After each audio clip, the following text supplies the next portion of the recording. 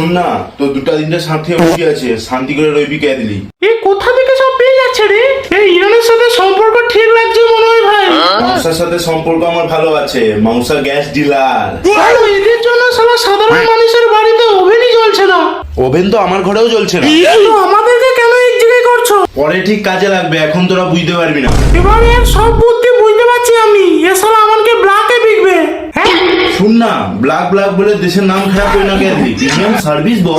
ওর শালা প্রিমিয়াম সার্ভিসের জন্য ওখানে সাধারণ মানুষ রোদের মধ্যে লাইন দিয়ে দাঁড়িয়ে আছে।